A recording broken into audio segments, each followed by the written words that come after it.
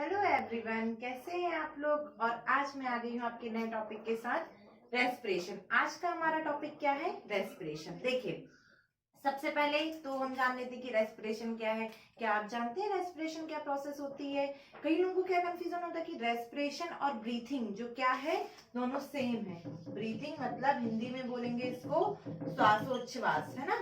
ये दोनों सेम नहीं है। रेस्पिरेशन का एक स्टेप क्या है, ये ब्रीथिंग है। ओके, तो सबसे पहले हम ब्रीथिंग को क्लियर कर लेते हैं। उससे पहले मैं आपको बता दूं कि यदि आप मेरा वीडियो देख रहे हैं तो प्लीज इसे लाइक, सब्सक्राइब एंड शेयर कीजिए, ताकि हमें आने वाले वीडियो में हेल्प मिले। और आपको लगता है कि कुछ कमी है वीडियो में, तो आप उसको कमेंट करके भी बताइए, ताकि हम उसको आगे आने वाले में आपको वो कंटेंट प्रोवाइड करें। ओके, तो चलिए स्टार्ट करते हैं। सबसे पहले ब्रीथिंग से। ब्रीथिंग क्या है? ब्रीथिंग एक मैकेनिकल प्रोसेस है जिसमें कि हम क्या करते हैं, जो एटमॉस्फेरिक एयर है उसको अपने लंग्स में भरते हैं। मतलब जो हम वायु को ले रहे हैं और बाहर निकाल रहे हैं। वायु से हम क्या ले रहे हैं? ऑक्सीजन ले रहे हैं। तो सिंपली जो वायुमंडलीय ऑक्सीजन है या एटमॉस्फेरिक ऑक्सीजन है उसको अपने लंग्स में फिल करना और CO2 को एक्सहेल करना, उस प्रोसेस को हम क्या बोलते हैं? ब्रीथिंग बोलते हैं। इतना क्लियर आपको? बट इन रेस्पिरेशन क्या होता है? रेस्पिरेशन में ये होता है कि जो हमने ब्रीथिंग की है उसमें हमको क्या मिली है? ऑक्सीजन मिली। अब ये ऑक्सीजन क्या करेगी? जो हमारा फूड मटेरियल स्टोर है वहां जाके उसको ब्रेक डाउन करेगी, और ब्रेक डाउन करने के बाद क्या रिलीज करेगी?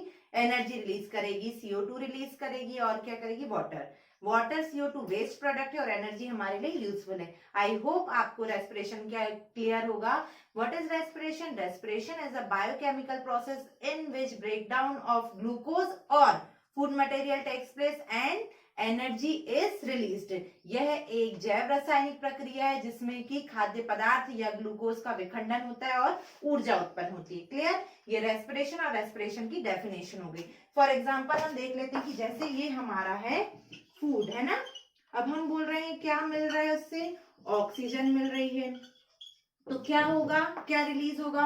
CO2 रिलीज होगी, वाटर निकलेगा, और क्या रिलीज होगी? एनर्जी। तो ये दोनों तो क्या है? वेस्ट प्रोडक्ट है, और ये हमारे लिए क्या है? यूजफुल है। आई होप आपको रेस्पिरेशन क्लियर होगा, है ना। अब देखिए कि रेस्पिरेशन कितने टाइप्स के होते हैं। रेस्पिरेशन 2 टाइप्स के होते हैं। कौन कौन से 2 types? Aerobic respiration and anaerobic respiration. Hindi में वायवी और अवायवी श्वसन। एरोबिक में क्या होता है? जब रेस्पिरेशन ऑक्सीजन की प्रेजेंस में होता है, मतलब जहां ऑक्सीजन क्या हो रही है, जो ऑर्गेनिज्म ऑक्सीजन को इनहेल कर रहे हैं, तो मतलब जब रेस्पिरेशन ऑक्सीजन की प्रेजेंस में होगा तो उसको हम क्या बोलेंगे? Aerobic respiration. When respiration takes place in the presence of oxygen is called aerobic respiration. Clear? इसके एग्जाम्पल कौन हो गए? मैं, आप, मतलब ह्यूमन, एनिमल्स एंड प्लांट्स। किसके एग्जाम्पल है ये? एरोबिक रेस्पिरेशन के। Next, anaerobic respiration. जब रेस्पिरेशन ऑक्सीजन की एब्सेंस में होता है, ऑक्सीजन की अनुपस्थिति में होता है, वह श्वसन जो ऑक्सीजन की अनुपस्थिति में होता है उसको हम बोलते हैं अवायवी श्वसन, या in English when respiration takes place in the absence of oxygen is called anaerobic respiration. Okay, अब इसके एग्जाम्पल क्या हो जाएंगे? बैक्टीरिया और यीस्ट। ओके, देखिए आपको लिखना जरूरी है, एग्जाम्पल के साथ डिफाइन करना जरूरी है। ठीक है, तो आप जब नोट्स बनाए तो एग्जाम्पल भी आपको साथ में लिखना है, प्लस इनके डिफरेंस भी साथ में लिखना है। देखिए, यीस्ट वगैरह आपने देखा है अपने डेली लाइफ में। अपन डेली, भाई अब तो लॉकडाउन में घर है तो डेली कुछ ना कुछ डिशेस बनती रहती है, उनमें ढोकला, इडली वगैरह ये सब बनते हैं ना, केक वगैरह। तो आप देखते हो कि जो केक को स्पंजी बनाता है वो कौन बनाता है? यीस्ट बनाता है। हम क्या करते हैं, कुछ टाइम के लिए दही वगैरह डाल के और ढककर रख देते हैं अपने बैटर को, है ना।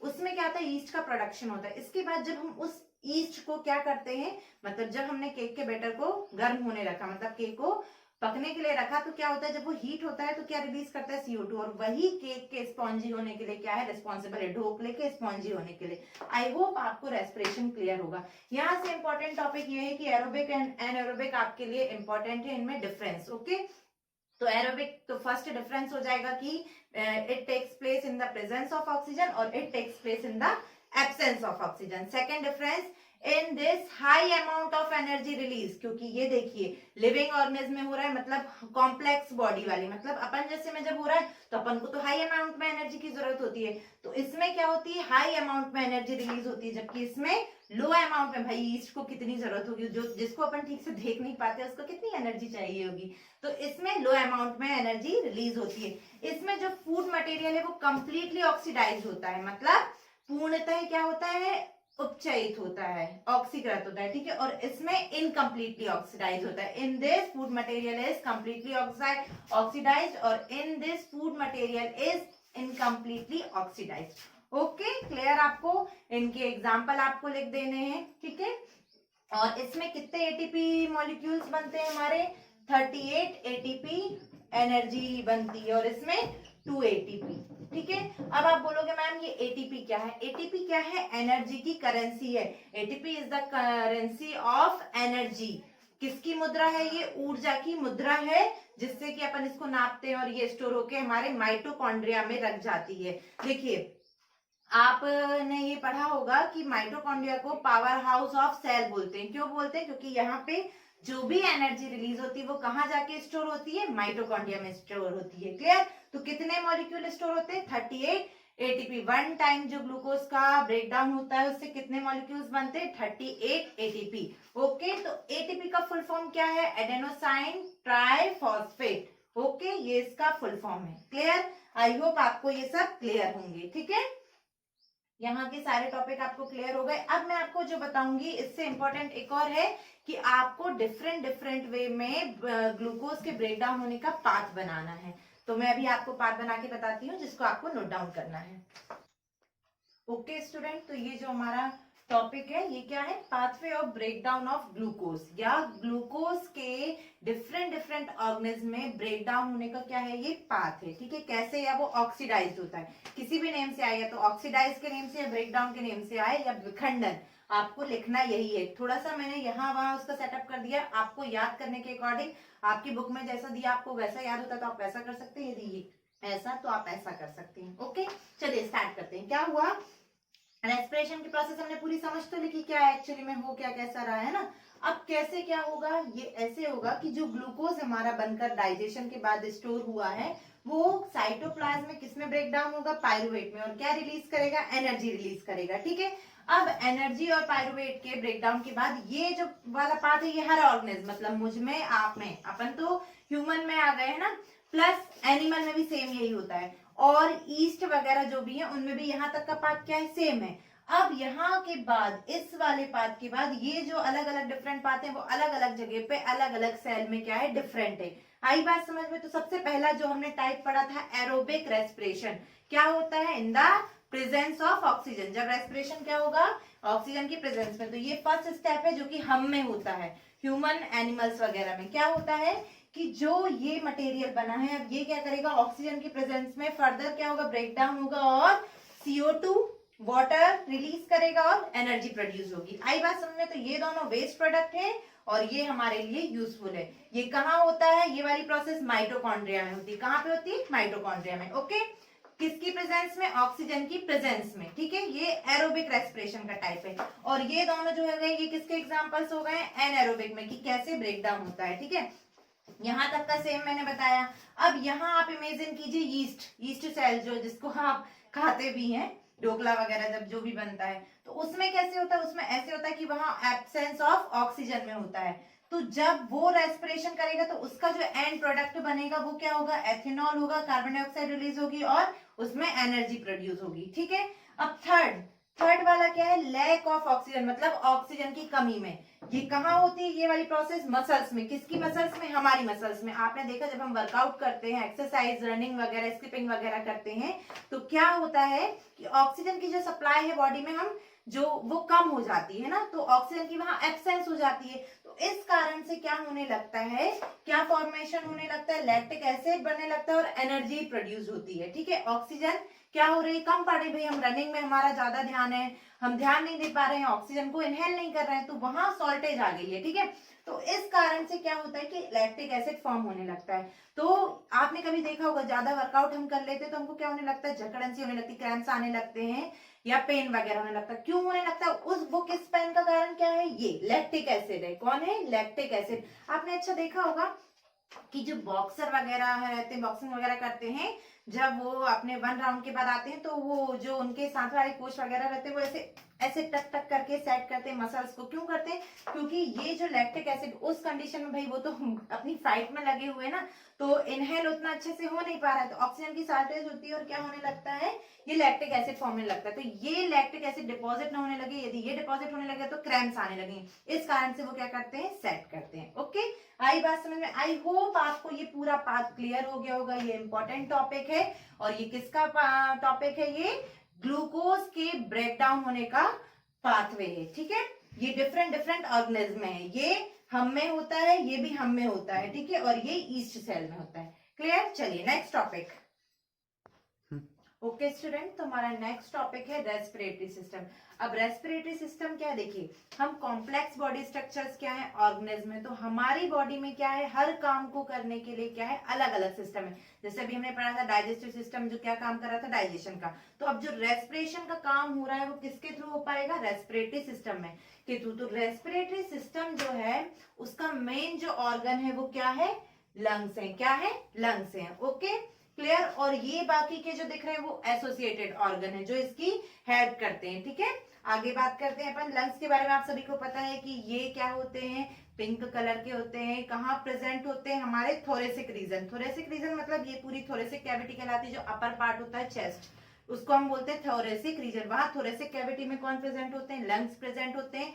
और नीचे से इसको बेस मिलता है जिसको अपन बोलते हैं डायाफ्राम। जब हम ऑक्सीजन इनहेल करते हैं तो क्या होता है कि ये जो डायफ्राम है ये क्या होता है, फ्लैट हो जाता है ना। और इसीलिए कभी कभी मतलब कभी कभी क्या टोका ही जाता है, बोला जाता है ना कि झुक के नहीं बैठना चाहिए। क्यों? क्योंकि इसलिए क्योंकि ये क्या होता है, डायफ्राम पर लोड पड़ता है ना, तो इसलिए स्ट्रेटन होके अच्छे से बैठना चाहिए। इसी कारण से आगे बात समझ में। चलिए स्टार्ट करते हैं कि रेस्पिरेशन कैसे हो पाता है। सबसे पहले आप देखिए ये सारे पार्ट्स आपको अच्छे से क्लियरली दिख पा रहे हैं ना। चलिए स्टार्ट करते हैं नेजल पैसेज। ये नेजल पैसेज क्या है, नेजल पैसेज से पहले हम बात करते हैं नॉस्ट्रल्स। नॉस्ट्रल्स क्या है, ये जो 2 होल्स हमारे नोज में आपको दिख रहे हैं इनको हम क्या बोलते हैं, नॉस्ट्रल्स। सबसे पहला काम ये है कि नॉस्ट्रल्स के थ्रू क्या ली जाती है, एयर को अंदर ली जाती है ना। ओके, अंदर लिया हमने, ये नॉस्ट्रल का काम हो गया। अब इसी नेजल पैसेज, ये नॉस्ट्रल आगे जाके क्या नेजल पैसेज में कंटिन्यू होता है। यहाँ पर क्या होते हैं, हेयर्स होते हैं और म्यूकस होता है। क्या होता है, हेयर्स एंड म्यूकस। अब बोलोगे भगवान को क्या पड़ी थी कि जो नाक में भी बाल बना दिए, क्या यूज है इनका। ये जो हेयर प्रेजेंट होते हैं हमारे नोज में, इनका ये यूज होता है कि जो भी हम एयर ले रहे हैं उसको क्या करें, ये फिल्टर करें। यदि उसमें कुछ ऐसा पार्टिकल्स वगैरह, डस्ट या फॉरेन पार्टिकल है या कोई माइक्रोब्स है, तो उसको ये क्या कर लेते हैं, वहीं पे रोक लेते हैं, है ना।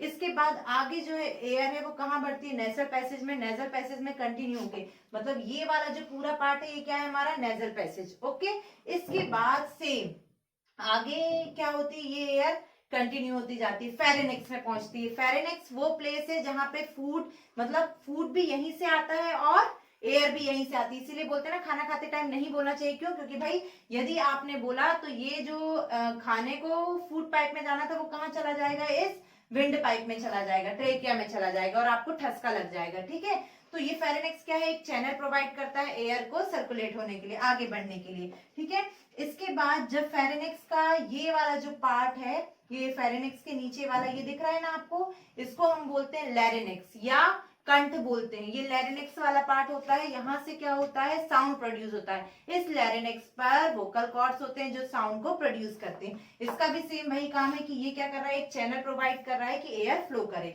आगे एयर बढ़ती जाएगी तो ये रिंग्स ऑफ कार्टिलेज आपको दिख रहे हैं ना, ये इनका जो टॉप वाला पार्ट है ये ट्रैकिया है। ठीक है, इस ट्रैकिया में बहुत सारे रिंग्स होते हैं जिनको हम बोलते हैं रिंग्स ऑफ कार्टिलेज। इनका क्या यूज है रिंग्स ऑफ कार्टिलेज का, इनका ये यूज है कि ये जो है किसको, ट्रेकिया को, या इसको विंड पाइप भी बोलते हैं, ट्रेकिया को कोलैप्स होने से, चिपकने से प्रोटेक्ट करते हैं ये रिंग्स ऑफ कार्टिलेज। अब एयर अंदर जाती जाएगी, ये जो ट्रेकिया आगे कंटिन्यू हो रहा है ये 2 पार्ट्स में डिवाइड होगा। ये 2 पार्ट्स आपको दिख रहे हैं, इन 2 पार्ट्स को हम बोलेंगे ब्रोंकी। क्या बोलेंगे, ब्रोंकी। ओके क्लियर, या श्वसनी बोलेंगे हिंदी में।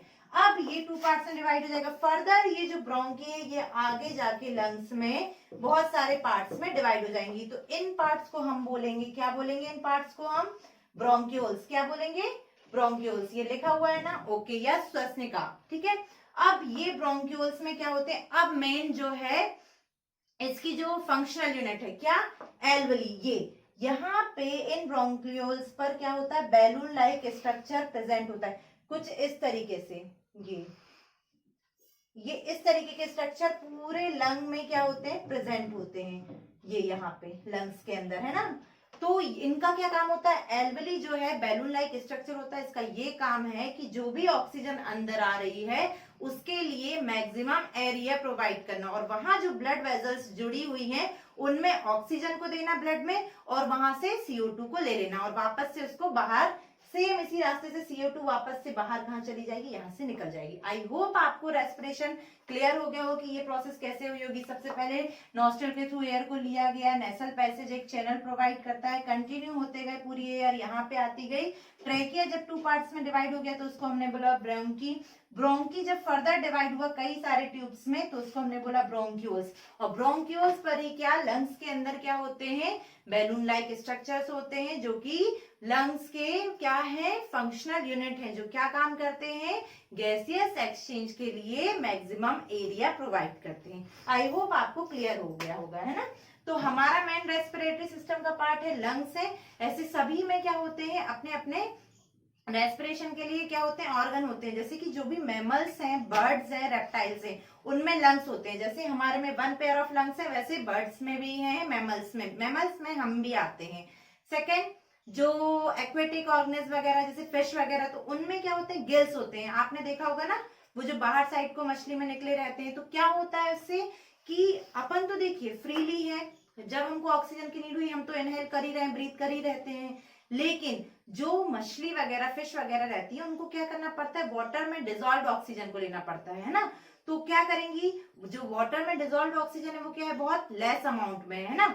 तो वो क्या करती है, उनकी जो ब्रीथिंग रेट भी होती है बहुत फास्ट होती है। आपने देखा ना, मछली कंटिन्यू लगी रहती है, क्या करती रहती है भाई, उसका काम है, उसकी बॉडी को नीड है ऑक्सीजन की, और वो जो नीड है वो कहाँ से पूरी होगी, जो वाटर में घुली हुई ऑक्सीजन है वो उसको लेगी और अपनी बॉडी तक सप्लाई करेगी। ठीक है, क्लियर। तो अब आपसे क्वेश्चन ये पूछा जाता है कि हम मतलब टेरेस्ट्रियल जो ऑर्गेनिज्म है, मतलब जो लैंड पे रहते हैं, वो कैसे बेनिफिशियल है देन किसकी तुलना में, जो पानी में रहते हैं। तो हम तो भाई बेनिफिशियल है। क्यों बेनिफिशियल है, क्योंकि भाई हम लैंड पर रहते तो हम कैसी ऑक्सीजन ले रहे हैं, एटमॉस्फेरिक। जो कितना परसेंटेज है, 20.98% हमारे पास क्या है, ऑक्सीजन है, तो हम तो फ्रीली ले सकते हैं। लेकिन वो जो फिश वगैरह एक्वेटिक ऑर्गेनिज्म है उनको क्या लेना पड़ता है, वाटर में डिजोल्व ऑक्सीजन, जो कि क्या है, लेस अमाउंट में। इस कारण से उनकी ब्रीथिंग रेट भी क्या होती है, फास्ट होती है। आई होप ये पूरे टॉपिक आपको क्लियर हो गए होंगे। चलिए नेक्स्ट टॉपिक स्टार्ट करते हैं।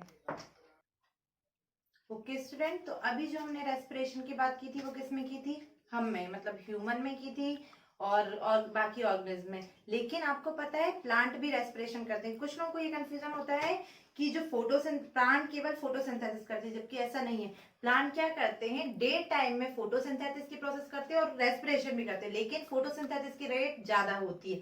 लेकिन नाइट टाइम में देखिए कोई सनलाइट तो नहीं होती, तो इस कारण से वो नाइट टाइम में क्या करते हैं, रेस्पिरेशन की प्रोसेस करते हैं। इसीलिए कहा जाता है ना कि रात के समय पेड़ के आसपास नहीं रहना चाहिए, सोना नहीं चाहिए। क्यों नहीं, या किसी भी प्लांट को अपने रूम में नहीं रखना चाहिए। क्यों नहीं रखना चाहिए, क्योंकि प्लांट भी क्या कर रहे हैं, रेस्पिरेशन कर रहे हैं। किस टाइप का रेस्पिरेशन कर रहे हैं, एरोबिक, मतलब वो क्या करेंगे, ऑक्सीजन को इनहेल करेंगे और CO2 को एक्सहेल करेंगे। इसी कारण से बोला जाता है कि पेड़ पौधों से रात के समय क्या होना चाहिए, दूर होना चाहिए। ठीक है, अब देखिए कि वो कैसे उनका जो रेस्पिरेटरी पार्ट है वो कौन सा है, तो वो किसके थ्रू करते हैं, ये गैसियस एक्सचेंज जो उनमें होता है वो स्टोमेटा के थ्रू होता है। ठीक है, और प्लस स्टेम्स जो होती है उनमें छोटे छोटे से पोर्स होते हैं जिनको लेंटिसेल्स बोलते हैं अपन, उनके थ्रू उसमें क्या होता है, रेस्पिरेशन की प्रोसेस होती है। Okay, clear. अब आप देखिए कि आपने ये सुना है कि कुछ प्लांट जो है वो रात के समय ऑक्सीजन एक्सहेल करते हैं। आपको पता है कुछ नाम किसी के, चलिए मैं आपको बताती हूँ कि जैसे एलोवेरा ऑक्सीजन को एक्सहेल करते हैं नाइट के टाइम में।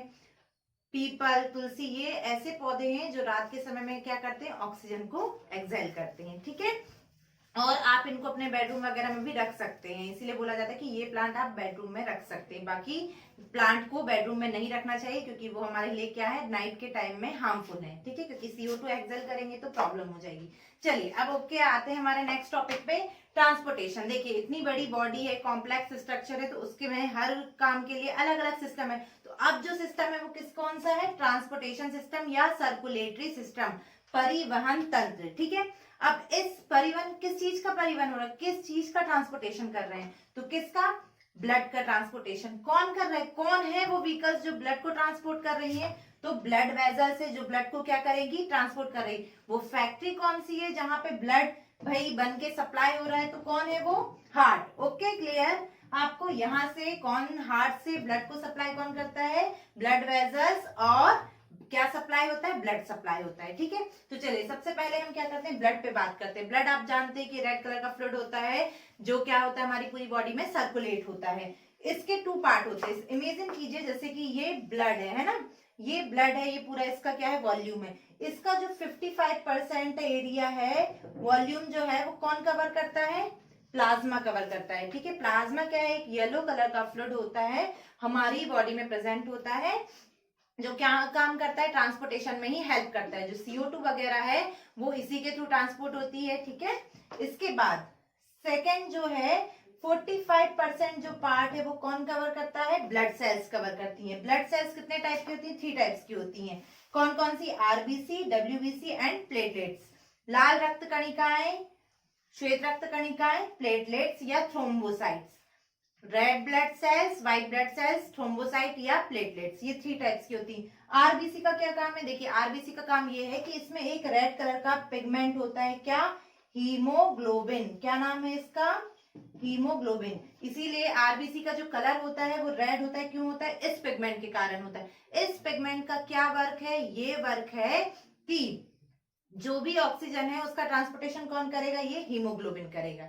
ठीक है, आ गई बात समझ में। जब आरबीसी का प्रोडक्शन नहीं होता है ना, मतलब आरबीसी की हमारी बॉडी में कमी हो जाती है, तो थैलीसीमिया डिसीज हो जाती है। और एक और होती है जिसमें हीमोग्लोबिन की कम मात्रा होती है हमारी बॉडी में, या कम अमाउंट होता है, तो उसमें एनीमिया हो जाता है। ठीक है, ये 2 डिसीजेस आपको याद रहेंगी। आरबीसी के प्रोडक्शन यदि कम हो रहा है बॉडी में तो थैलीसीमिया, और यदि हीमोग्लोबिन की कमी है तो एनीमिया हो जाता है। देखिए जो हमारी बॉडी में नॉर्मल हीमोग्लोबिन का लेवल है वो मैन में है 13 to 17, और जो गर्ल है उनमें कितना है, मतलब वुमेन में कितना है, 12 to 15। ये normal range of haemoglobin in our body. Okay, इसके बाद आते हैं WBC। WBC क्या है, ये हमारी बॉडी गार्ड है, हमारी बॉडी की बॉडी गार्ड है। कौन, व्हाइट ब्लड सेल्स, श्वेत रक्त कणिकाएं। इनका क्या काम है कि जैसे ही बॉडी में कोई बैक्टीरिया, माइक्रोब्स या कोई फॉरेन पार्टिकल एंटर कर गया तो उसको डिस्ट्रॉय करने का काम कौन करता है, ये WBC करती है। ओके, आ गई बात समझ में।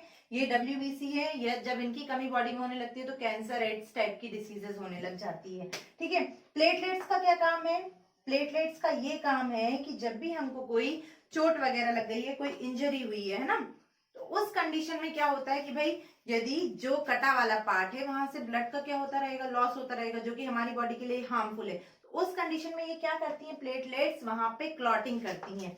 क्लॉटिंग मतलब रक्त का थक्का जमाना, क्लॉटिंग ऑफ ब्लड। ब्लड की क्या करती है, ये क्लॉटिंग कर देती है, जिससे कि ब्लड की क्या हो जाती है, ब्लड रुक जाता है और हमारी बॉडी सेफ होती है। ठीक है, तो ये काम किसका है, प्लेटलेट्स का है। आ गई बात समझ में, इतना आपको क्लियर। अब आते हैं हम ब्लड वेजल्स पे। ब्लड वेजल्स क्या है, ब्लड वेजल्स जो ब्लड को कैरी करती हैं वो क्या हो गई, ब्लड वेजल्स हो गई, है ना। अब ब्लड वेजल्स 3 टाइप की हो सकती है, कौन कौन सी, आर्टरी, वीन्स एंड कैपिलरीज। धमनी, शिरा, केशिकाएं। ठीक है, इनका क्या काम है, देखिए आर्टरी का सबसे पहले करते हैं। ये 3 टाइप के आप ऐसे इमेजिन कर लीजिए कि व्हीकल है, गाड़ी है। ठीक है, ऑटो, ये ऑटो हो गया, ये ट्रक हो गया, और ये आपको पिकअप वगैरह टाइप समझ लीजिए।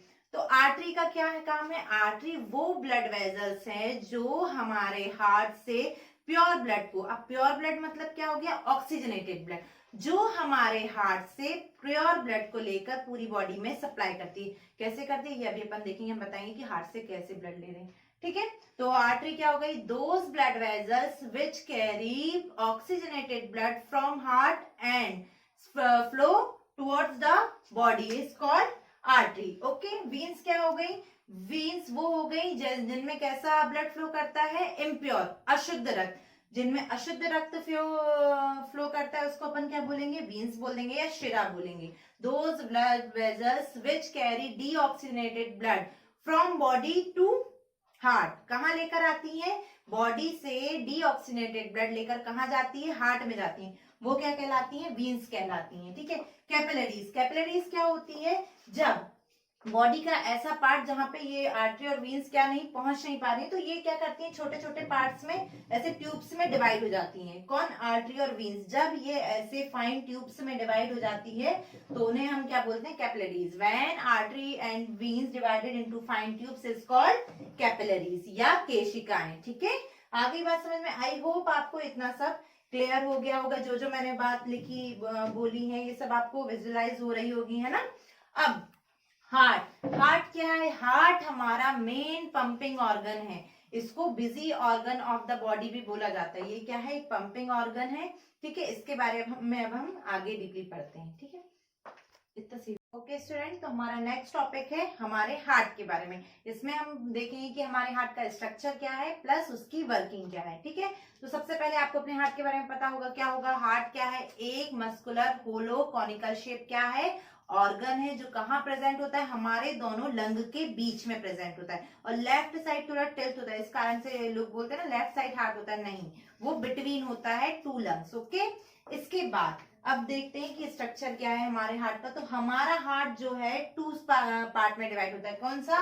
Left and right. ये left part and right part. आप देखें कि जो भी हम अपने बॉडी पार्ट को देखते हैं तो ऐसे इमेजिन किया कीजिए आप। तो जब हम ऐसे करेंगे तो ये हमारा लेफ्ट होगा और ये राइट होगा। ओके, तो क्या होता है कि ये जो हार्ट है ये टू पार्ट में डिवाइडेड होता है, राइट एंड लेफ्ट। ओके, तो जो हार्ट को राइट एंड लेफ्ट पार्ट से सेपरेट करती है एक लाइन होती है और इस लाइन को हम बोलते हैं सेप्टम। क्या बोलते हैं? सेप्टम, या हिंदी में बोलेंगे विभाजिका। क्लियर? अब इसके बाद जो हमारे हार्ट है उसमें कितने चैम्बर्स होते हैं? 4 चैम्बर्स। ये 1 2 3 4 चैम्बर्स होते हैं। अपर वाले जो 2 चैम्बर्स होते हैं उनको हम बोलते हैं एट्रियम। यदि राइट साइड है तो राइट एट्रियम, लेफ्ट साइड है तो लेफ्ट एट्रियम। और नीचे वाला जो है उनको बोलते हैं हम वेंट्रिकल्स या निलय। नीचे वाले 2 चैम्बर्स क्या कहलाते हैं? निलय कहलाते हैं। इतनी आपको क्लियर हो गई बातें कि क्या कैसा होता है। अब आप देखिए कि वर्किंग पे आते हैं कि वर्किंग कैसे होती है। सबसे पहले हम देखते हैं कि यहाँ एक ब्लड वेजल्स प्रेजेंट होती है। इस ब्लड वेजल्स का नाम है वेना केवा। क्या नाम है? Vena cava. और हिंदी में बोलेंगे इसको महाशिरा। क्या बोलेंगे? महाशिरा। महा लग गया मतलब मालकिन है ये। तो क्या होगा कि ये जो वेना केवा है ये जितना भी हमारा बॉडी में इम्प्योर ब्लड है, इम्प्योर मतलब डीऑक्सीनेटेड जितना भी ब्लड है, ये कहाँ लेके आएंगे? सारे जो ब्लड वेजल्स। अब ब्लड वेजल्स कौन सी? वीन्स, क्योंकि डीऑक्सीनेटेड ब्लड कौन कैरी करता है? वीन्स। ये जो वीन्स हैं अपना सारा इम्प्योर ब्लड लाके किसको दे देंगे? वेना केवा को। ये वेना केवा क्या करेगी? ये जो इम्प्योर ब्लड है कहाँ भर देगी? इस राइट एट्रियम में भर देगी। कहाँ भर देगी? राइट एट्रियम में। ओके, तो आप अपने बुक में देखेंगे कि जो ब्लू कलर से बताया गया है वो है इम्प्योर ब्लड वाला पार्ट और जो रेड कलर से बताया गया है वो प्योर ब्लड पार्ट है। ओके, तो मतलब यहाँ पे कैसा ब्लड फ्लो कर रहा है वेना केवा में? Impure blood. अब आते हैं कि ये हार्ट क्या करेगा? कॉन्ट्रैक्ट होगा। अब एक बात और देख लीजिए बच्चों आप कि ये जो राइट एट्रियम और राइट वेंट्रिकल होता है इनके बीच में एक वॉल्व मतलब गेट टाइप का प्रेजेंट होता है। ये वॉल्व का क्या काम है कि ये एक ही साइड खुलता है। तो जैसे ही ब्लड यहाँ पे इसमें भरेगा तो ये जो वॉल्व है ये क्या करेगा? खुल जाएगा और जितना यहाँ का ब्लड है कहाँ भर जाएगा? राइट वेंट्रिकल में भर जाएगा। इस वॉल्व को बोलते हैं हम ट्राइकस्पिड वॉल्व। कौन सा वॉल्व? ट्राइकस्पिड या त्रिवलनी। क्या बोलेंगे हिंदी में? त्रिवलनी कपाट। ठीक है, आगे बात समझ में। इसके बाद इस वाले पार्ट की बात करते हैं कि ये कॉन्ट्रैक्ट हुआ और ये जो इम्प्योर ब्लड है ये कहाँ फिल हो गया? राइट वेंट्रिकल में फिल हो गया। ठीक है, अब क्या होगा कि फिर से कॉन्ट्रैक्शन की प्रोसेस स्टार्ट होगी और क्या होगा कि प्रेशर के साथ ये जो राइट वेंट्रिकल है ये क्या करेगा? इससे एक कनेक्टेड है। क्या कनेक्टेड है? Blood vessels. इसको ये ब्लड क्या करेगा? सप्लाई करेगा। मैं ब्लू से बना देती हूँ ताकि आपको समझ में आए कि ये कैसा ब्लड। ये किसको देगा? पल्मोनरी आर्टरी को देगा। किसको देगा? Pulmonary artery. ये याद रखिए आप। अब आप बोलोगे मैडम आपने बताया था कि आर्टरी तो ऑक्सीजनेटेड ब्लड कैरी करती हैं, बट ये तो इम्प्योर ब्लड था और ये लेके कौन जा रहा है? पल्मोनरी आर्टरी लेके जा रही। तो पल्मोनरी आर्टरी क्या है? एक्सेप्शन है। सारी ब्लड वो आर्टरी में, पल्मोनरी आर्टरी क्या है, एक्सेप्शन से जो कैसा ब्लड कैरी करती है, डीऑक्सीजनेटेड ब्लड।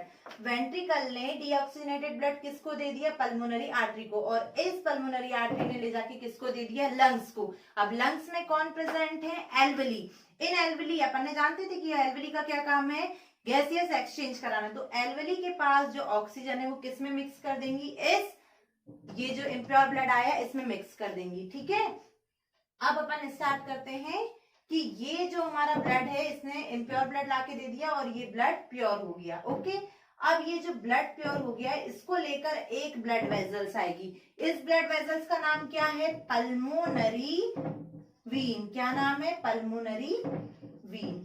ओके, इस पल्मोनरी वीन का, अब ये भी एक्सेप्शन हो गया। आप बोलोगे मैडम वीन्स तो डीऑक्सीजनेटेड कैरी करती हैं, बट यहाँ तो ये कैसा कर रही है, ऑक्सीजनेटेड, मतलब प्योर ब्लड।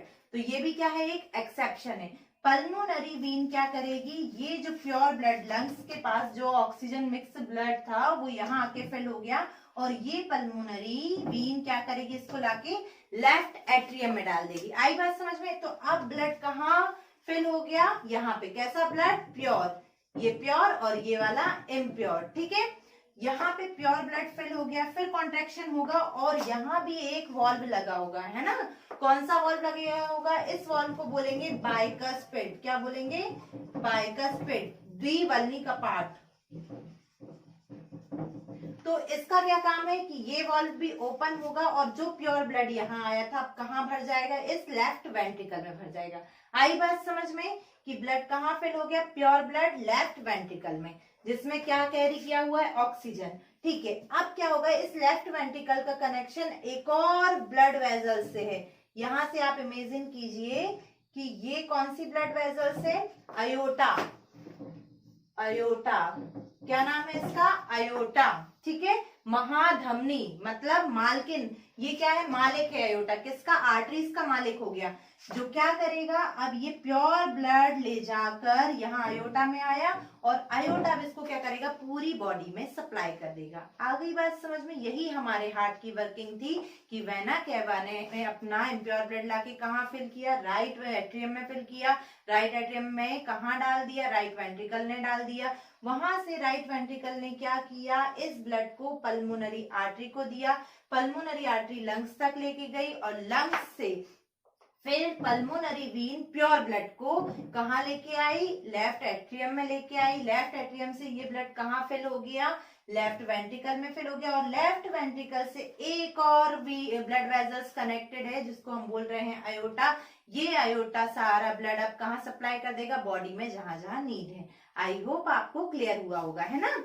अब रुकिए, ये सुनिए, यहाँ पे क्या होता है, एक नोड होता है।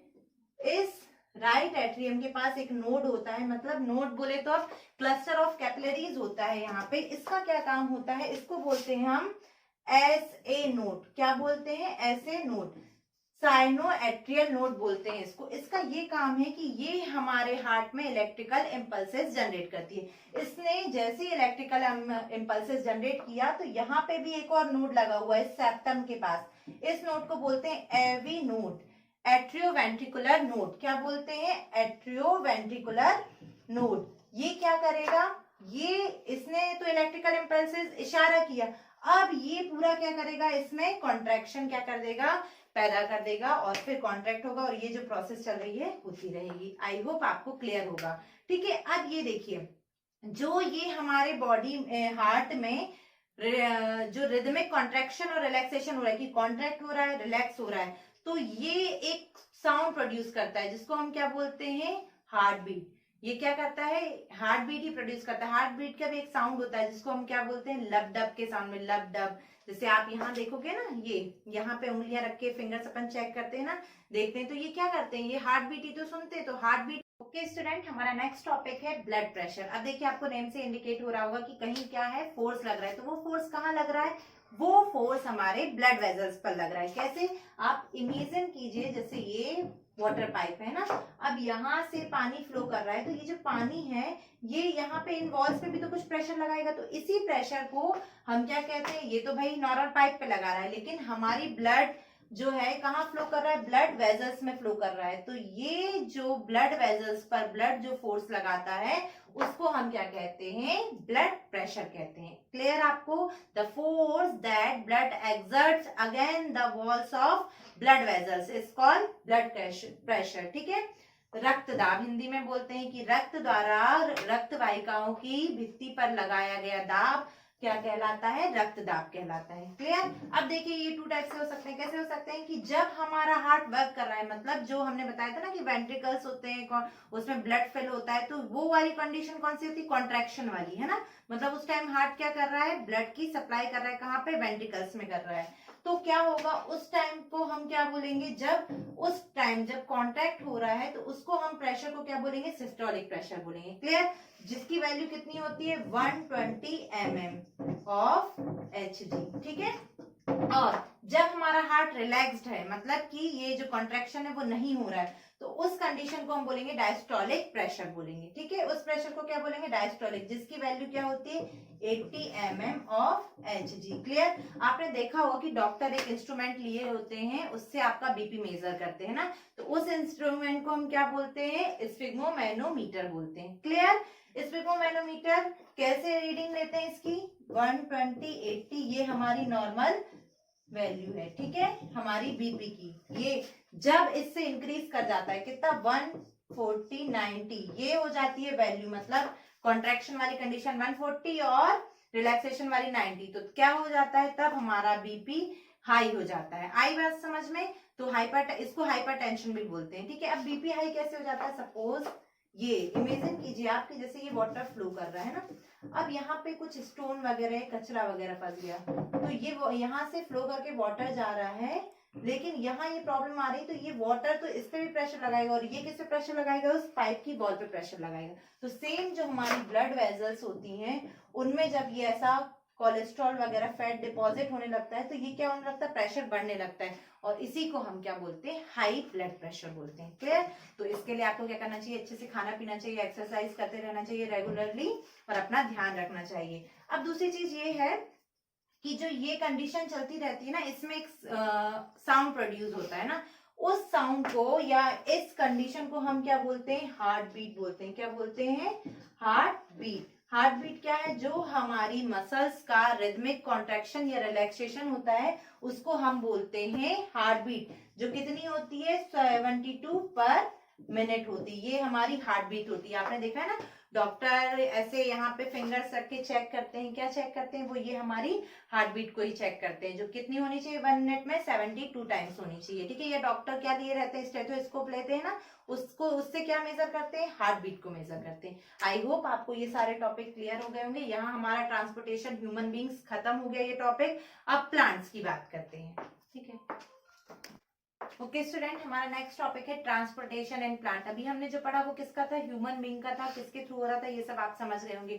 लेकिन प्लांट भी क्या है, उनमें भी लाइफ है, तो उनमें भी क्या है, ट्रांसपोर्टेशन चलता है। लेकिन उनमें किस चीज का ट्रांसपोर्टेशन होता है, फूड, वाटर, मिनरल कंटेंट वगैरह का, है ना, फूड, वाटर, मिनरल, इन सभी का ट्रांसपोर्टेशन। अब ये कैसे होता है ये हम देखते हैं कि देखिए क्या होता है कि प्लांट में दो टिश्यू पाए जाते हैं, कौन सी, जाइलम एंड फ्लोएम। तो जाइलम क्या करता है, जो रूट ने जो भी वाटर एब्जॉर्ब किया है, मिनरल कंटेंट जो भी एब्जॉर्ब किया है, उसकी सप्लाई कहाँ करता है, पूरे प्लांट में करता है, कौन, जाइलम। ठीक है, जाइलम करता है। और फ्लोएम क्या करता है, फ्लोएम लीफ ने जो भी फूड प्रिपेयर किया है उसकी सप्लाई पूरी प्लांट में करता है, कौन, फ्लोएम।